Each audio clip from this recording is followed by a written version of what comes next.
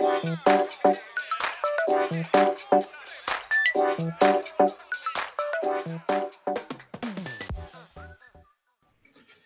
I'm going to start. Our book title is How Can AI Beat Coronavirus?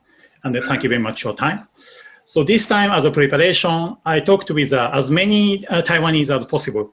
And then these voices from them reflect a strong point of your strategy. Example, my Taiwanese friends, back-end engineer, female entrepreneur, ex-Googler, manufacturer, GovZero members. Okay, so I prepared nine questions. So first question is, as of October 2020, many Japanese companies are suffering from bad economy after pandemic. My strategy is preparing as a pessimist and act as an optimist. So what is your advice or encouragement for Japanese business people and citizens? What mentality should we have like smart person like you? Okay. There is a saying I often quote from Leonard Cohen, and I quote, "There is a crack in everything, and that's how the light gets in," unquote.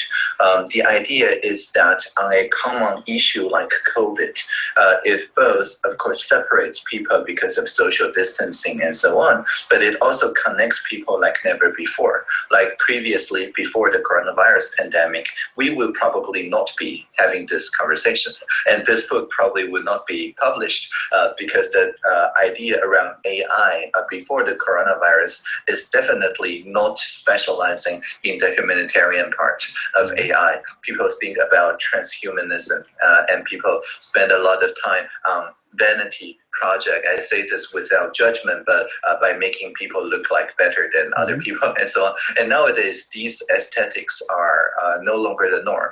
We don't see people showing off on Instagram or on social media anymore because we understand that there are much more pressing issues to be solved and we need to direct our energy to it. And so I think the main idea is here about the common good. If we have the common good in mind, then it makes it easier for us to find the common projects that we can all contribute on. But if we think more individualistically, like raising my status above other people and so on, that will be detrimental in the time of coronavirus. Okay, well, this is a wonderful insight. And do you mean more, I can say, company with social mission has an opportunity to grow their business, and then this non-social company should shift to the social direction in this pandemic? Well, in the pandemic, for example, we see that many companies are forced to adopt teleworking. But teleworking is not just a neutral technology, right? It also connects people more intimately. It allows people to spend more time with the people they care in their locality, and also makes for a more diverse and inclusive workforce. If, of course, you have broadband as human right, otherwise it excludes people also. So any new COVID strategies has this light side of people who previously were unable to accept a more socially flexible arrangement like telework are often forced to accept it. But even after the pandemic goes away, like in Taiwan, it's been 5 months with no local cases, still we use telework whenever appropriate because people already have a good experience with teleworking as compared to maybe 10 or 15 years ago when teleworking was not very practical and the connection quality doesn't work at all. But nowadays, you can see and hear me just fine. I can hear you just fine.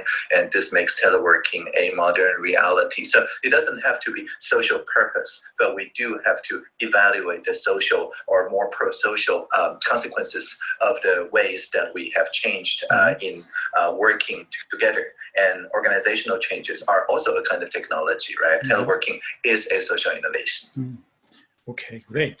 I checked several of your keynote speech, and then you mentioned several times you were mentioning about being robust is important in a society and business. So in the COVID-19, all the business need to be more robust. For example, some of the restaurant owners opening only the kitchen in the 10th floor of the building, and then using the sales channel only Uber Eats. Yes. So this kind of small expense business is more robust than big expense business. So what do you think about this kind of being more robust? Yeah, definitely. If you anticipated this need and already worked this way, of course you're robust. But even if you do not anticipate and take a hit when the new coronavirus came, then if you can very quickly innovate and pivot to a way that works with the new situation, then you're maybe not as robust as others, but you're resilient. And I think resilience is a shared value too, especially around like island countries such as Japan and Taiwan, because we understand there are some like disasters like earthquake or typhoon that simply cannot be managed.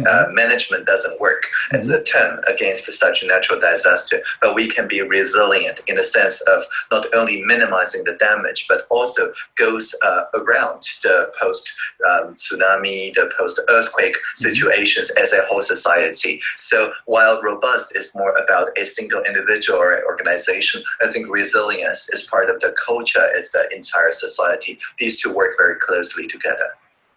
Yes, yeah, this is a very valuable insight and advice. Thank you very much. My second question about myself. I and my wife got COVID-19 and were in the hospital for 3 weeks in April. That was a huge setback for us. But now, strangely, we feel somehow thankful for COVID. Because I'm a startup founder, COVID made me much stronger, bolder, and smarter person. So, for example, in biology, virus is somehow necessary for creatures' evolutions. So, in my opinion, how can we leverage COVID as an opportunity to become a better person or stronger person, or better society or stronger society? Yeah, first of all, congratulations on your recovery.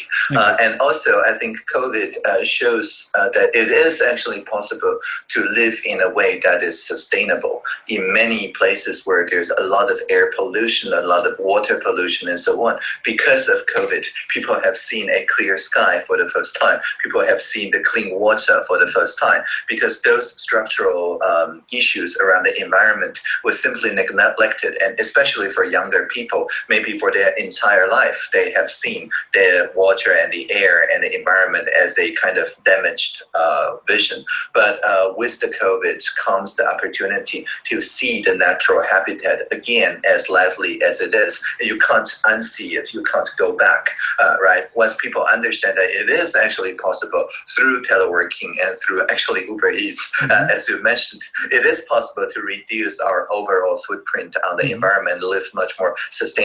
And I think that is also a much needed way for the society to feel better even after COVID and recover in a resilient and sustainable fashion. Yes, yeah, thank you very much. Next question is from my Taiwanese female startup founder. She said you're representing Taiwanese multiple freedom as an icon, which is great. And then Japan is a single ethnic country over thousands of years. And then this kind of paying attention to the details, culture, created Toyota's very efficient car manufacturing system, etc., which was great. But sometimes this lack of diversity blocks Japan from growth or innovations. So under pandemic and the global business competition, diversity is very, very important. So how can Japan implement the essence of diversity into our single ethnic country? What is the right balance between a single way of thinking or diversity? And then how can we learn from Taiwan regarding diversity? Yeah, I think diversity is not just about ethnic, though.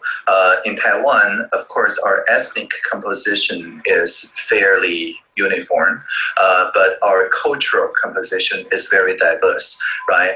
Even for people who identify as ethnic Han, there are the Taiwanese Holok language, Taiwanese Hakka language, with at least 6 different sub-languages, and also, of course, Mandarin, but also spoken in different ways. So that's at least 3 different languages. And after that, the National Languages Act recognizes the indigenous languages and also the sign language as the national language. So in our live streamed Central Academic Command Center press conferences, you actually see people sign a lot and learn about sign language vocabularies and so on. So first of all, I don't think it's only because I'm ethnically belonging to some group of people, it would prevent me from learning new cultures and new languages. Just like maybe you work in AI, so your native language is probably Python, but it doesn't stop you from learning, say, JavaScript or Rust or Go or some other languages. The more languages you learn, the more transcultural you become. You will be able to see the same problem from the object-oriented fashion, from a functional fashion, from a declarative fashion, and so on. And that makes you a better programmer, definitely, than if you only know one language. And so I think this transcultural attitude is more important than ethnic diversity. Ethnic diversity and inclusion is, of course, very good, but without this transcultural idea of intersectionality, it is simply just one dimension of a multidimensional human being, right? And so I think intersectionality is more important than ethnic diversity. Okay, that's great. Thank you very much. My next question is, according to my Taiwanese friends, you never showed anger, or you are always calm, and having the mindfulness and being calm mindset is very important under the pandemic. And especially social media was chaos in this time. And which kind of three mindsets should we have to be the person like you? Yeah, first of all, I turn off all the notifications. I always work in the do not disturb mode. So I will not, for example, my phone will not go bing when we're having this conversation. And this is important to be distraction free. And the second thing is I limit my social media or indeed checking my inbox only once per half an hour. So I focus for 25 minutes and then I check social media or email for 5 minutes. It's called the Pomodoro method. That also helps a lot. And thirdly, I think it's important to have sufficient amount of sleep every night. I sleep on average 8 hours every night. If you have sufficient amount of sleep, then most of the short-term memory you gather the previous day will be written into long-term memory. But if you have a very short amount of sleep, then that's writing to the long-term memory is not yet done. And so you will live the other day with a lot of thoughts from the previous day still in mind. And that interferes, is kind of an internal distraction. And so having sufficient sleep also very important. Okay, similarly, I used to work in Italy, so they are very optimistic about the way of thinking. And then recently, some of the celebrities committed suicide in Japan, and the suiciding rate was up like a 15% increase last month in Japan. So people are like getting pressure from the pandemic about the economy. So, well, similarly, but how can we maintain this optimistic mindset during the pandemic? Well, I mean, it doesn't have to be optimistic. If you feel depressed, that is also a good time to reflect, to do some long-term thinking, to make sure that you don't miss some threads that could be missed when you're much more active, right? So it's like the time and tide. If you feel pessimistic, it's good for long-term strategizing. If you feel optimistic, it's good for actions. The trick is to make sure that the cycles are in a balanced fashion, like yin and yang, within the space of a day or at most a few days. If you spend half a year being optimistic, half a year being pessimistic, that's much more bipolar. But if you can limit that interval to at least a few days or a single day, like maybe do some like strategizing when you're going to sleep and list the actions you can take when you wake up, that's of course the best rhythm. So getting a kind of internal tempo going on, I think is very important. And tempo, the speed of going more active and more reactive, that will tend to balance one another. Okay, thank you very much. And then a little bit back into the previous question, but well, we are Japanese single ethnic country, and then paying attention to the details. This is really strength, but at the same time, we overthink sometimes. So we have many overthinkers. Overthinkers tends to become a pessimist sometimes. So how can we overcome this overthinking culture? Yeah, I think that's where the Leonard Cohen quote I just quoted, why it's so important. Because if you overthink, if you're a perfectionist, when you share the work you do, other people may admire you, but there's really not much they can offer to support or help you because you already got it so perfect. And so a little bit of imperfection. In open source, we say, and I quote, release early and release often, unquote, meaning that even if you only have an idea, even if it's very much imperfect, as long as you say so upfront, and instead of pretending like this is completed work, you can just say, oh, this is a stub, like in Wikipedia. This is just a stub that people can grow upon. Then that's an invitation for other people to co-create. And so I think the importance of release early, release often really balances the perfectionism in overthinking. If you think a little and then publish, and then think a little and then publish, you can meet much more diverse set of people than if you think to 100% and then publish. That really makes sense. Thank you very much.